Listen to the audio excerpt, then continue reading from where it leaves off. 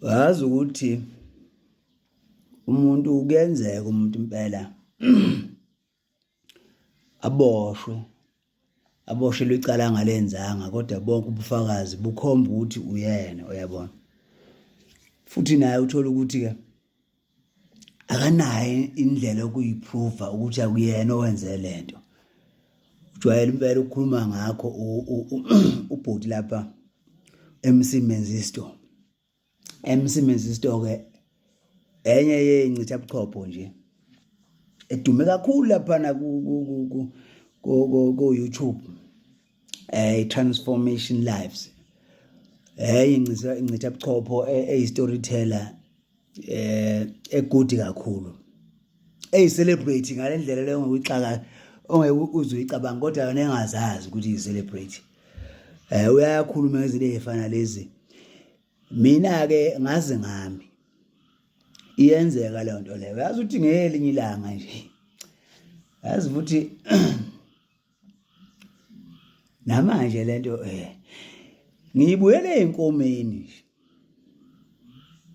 lapha sengijabule ukuthi ungayithola, ngoba khona inkunzi yasekhaya yayihlupha.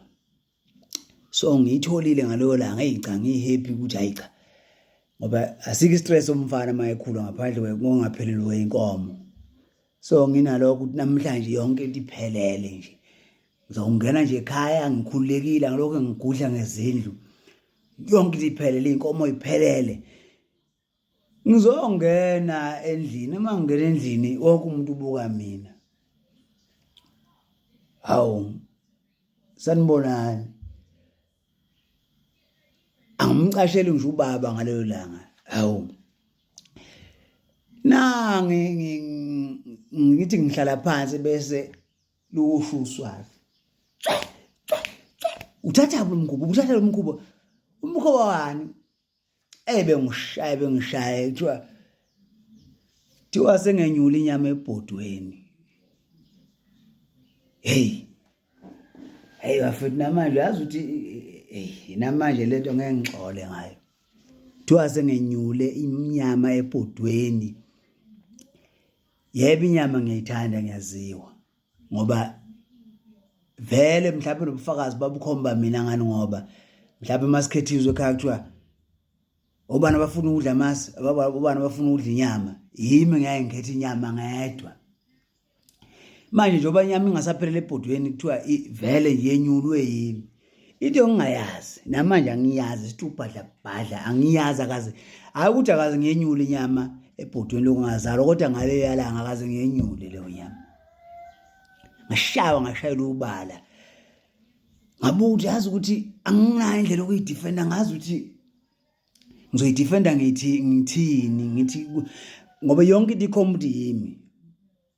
Mina vele umuntu ikroza la endlini la ekhaya, mina umuntu odla inyama. Le nto yangiphatha kabuhlungu, yazi ukuthi ngempela imindeni mhla isikhumulana imlotha.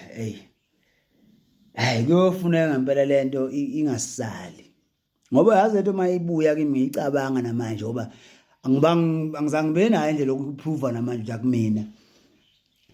Ngicabanga lento, lento yenza inhliziyo yami igobe. Ngelinye ilanga ngazi ngiyobavala lapha eminyango mina ngibashise nalendlu,